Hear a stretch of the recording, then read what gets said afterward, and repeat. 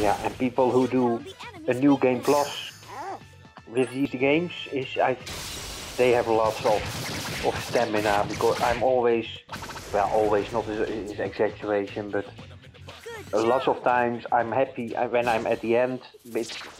It's over and I can play another game. Yeah, I'm not usually too into doing a lot of post-game stuff unless it's really tied into the plot itself. Like Dragon Quest IX, in my opinion, has some of the worst post-game story I ever heard of. Like, I'm assuming you didn't beat 9, because if I remember correctly, you don't really like Dragon Quest 9 much. I liked it for I think 20 or 30 hours, but indeed it didn't come into the top 3 of favorite Dragon Quests. Yeah, I don't mind so much because I know you said like you really hate the generic characters, and I told you before that I don't feel that's like a legitimate argument in my case, because I really like Dragon Quest III, which had the exact same thing. The plot focused around the main character, and the other characters were generics. But yet, I feel it was so epic and awesome and everything. I just really feel 9 had a weak story, but the thing is, the post game is just so, especially when you complete it, the reward is just so stupid. It's just, I mean, sometimes there ain't a story with a lot of post game, you know, because some games there's just like there's now an optional super boss now. It's just there, just kill it. But like, I just, if it doesn't have much of a story, I don't usually care too much, and if the story ain't really meaningful, it doesn't really make me feel caring about either. And it's just like a minor character basically, like, you know, you're an angel in the game, right? So Yeah. at some point you lose your angel-like self, and you basically can't see the other angels anymore, and you can't see the minor character. Just say it's the fairy. I guess it's not really gonna matter too much. It's the fairy character, you know, the little female fairy character who follows you. You can't see her anymore, and she says like, "Wait!" and then it fades, and then you take control, and the post game is trying to speak to her again. She's like, "Oh, I just wanted to say bye." I'm just like, "Oh, thanks, you know, that's awesome." Well, that ain't it exactly, but it's just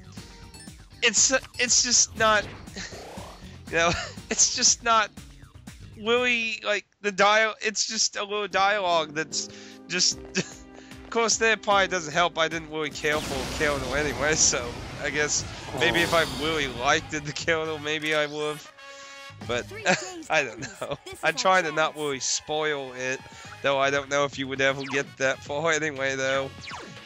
Maybe. There's so many games we still have to play, and Dragon Quest 9 is very low on the list of games that I'm gonna play soon. I have to say, I didn't like the plot twist at 9 either. I did like the way Dragon Quest 9 evolved the game itself. Yeah, it did a good job with mechanics. It's just the story, like, the story just does not do it for me. Like, I'm sure there's people, it's not the most awful story in the world. I don't really want to feel like I'm, like, treating it like the bubonic plague or something, but it's just, I've played so many RPGs, and it's really hard to use old tricks and keep an old dog happy, I guess you could say.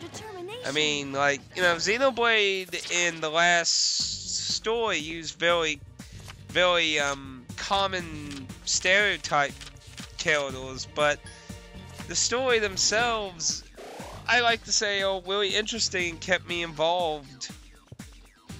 And really, a lot of stuff in Dragon Quest IX, I've either saw it before, or I just seen most of the plot twists going or happening or that.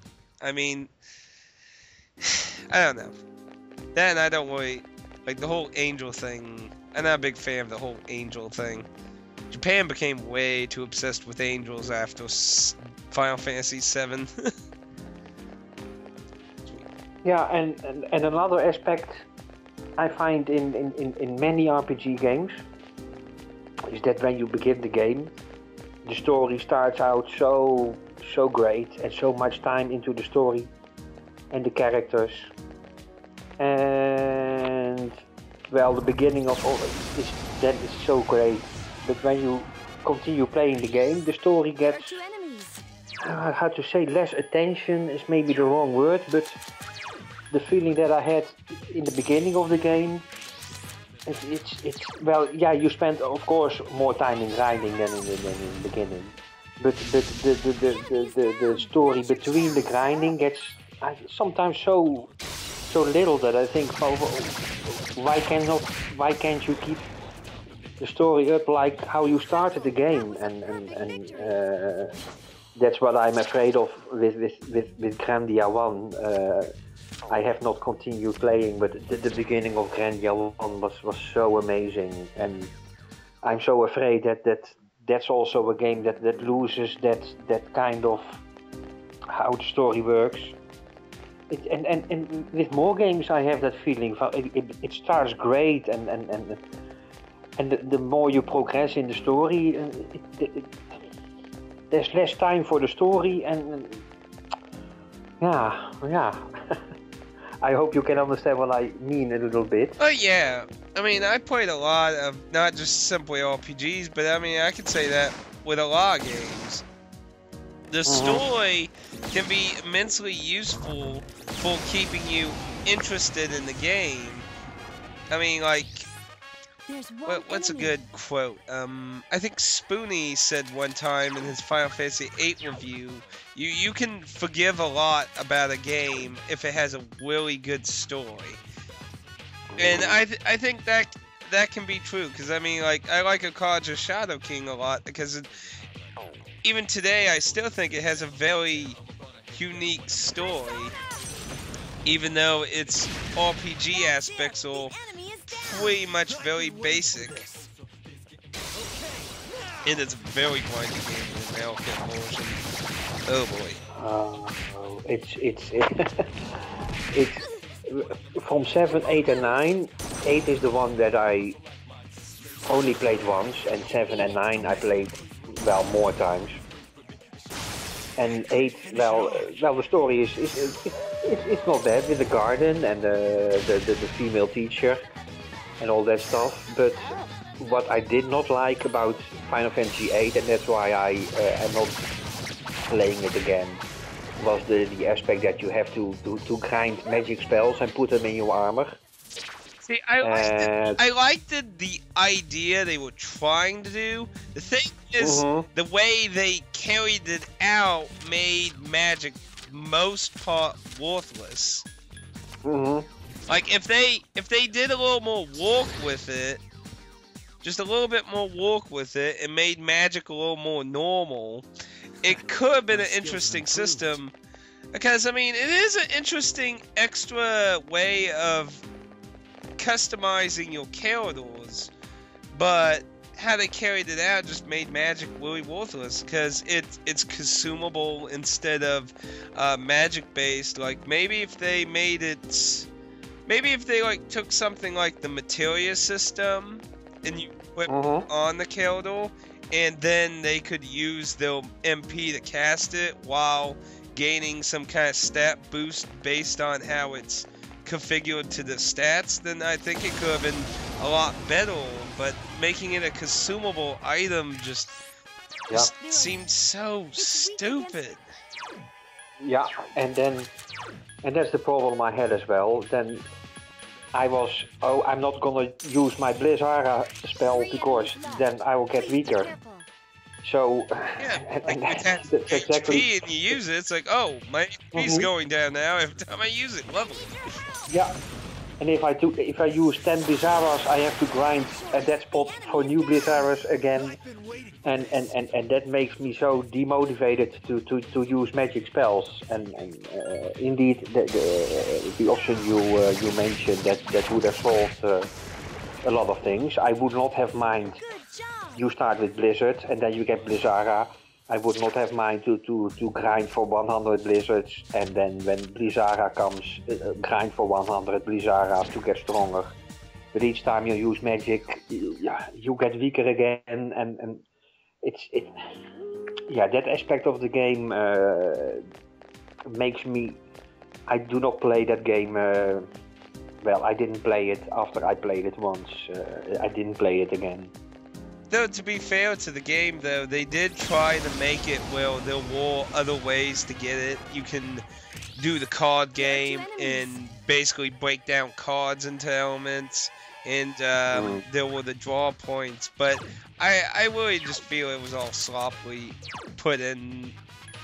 It didn't flow well. I mean, that's what really kills 8 for me. It's just the fact that magic is just basically worthless, and using it to equip to your stats, you can like go watch like a few episodes of like HC Bailey's Let's Play of Final Fantasy VIII. Like he breaks the game literally just within a few episodes. He'll get people's HP past like 4,000 and shit. It's like it's ludicrous. If you know what you're doing, you can just break half the game near the beginning of the game. It's just hilarious in that aspect. So the balancing with that didn't work out right, I guess. Oh no, I mean, if you know what you're doing, yeah, you just whip the balance out. I mean, seriously. Because, I mean, since the game's leveling was designed in kind of a similar way to Saga, because the monsters level up, they scale with the character's levels, so. And I didn't realize that because I played 8 back in the days where I didn't have internet and stuff, so I had so much trouble playing 8. I did not. At the end of the game, I was maxed level, so I fought the final boss basically in the hardest form that is. Yeah. And well, those days I still didn't know it, but those days I did not recognize it had that kind of system. But lately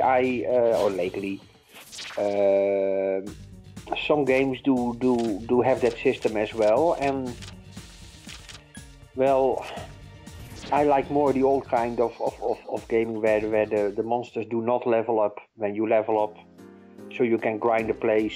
I think it works with its balance, but you see, it's the magic, how they did the magic system that ruins it. Because you see, if you can make your character stronger than the initial monsters, and then abuse the skill that lets you turn monsters into cards, so you don't level up, you can keep your character's levels immensely low. That way you fight many of the weaker versions of tons of the bosses and such. Yeah, and that's a fault that Oblivion, that's the Elder Scrolls from Bethesda. Oblivion did the same thing. You walk around in the world, and when you level 1, you meet little bears and wolves. And the higher level you get, the stronger the monsters became. So the trick in Oblivion is you get your major skills, you put in skills that you never use. And that's so wrong, but it works best for that game.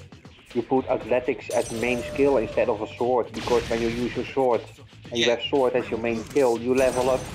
So does the monster. So you put all kinds of rubbish skills as your main and secondary skills, and try to level up your magic skills or your sword skills, depends on the class that you choose. And that's how you basically play the game. And that, of course, that's not supposed how the game should work, but they made it in that way that. Yeah, and see, that's something developers have to be very careful for. That's why I always think like Persona 3 was nicely done in that kind of aspect, because it offered a really nice balance and risk and reward system with the weaknesses of your characters and the enemies and everything, as opposed like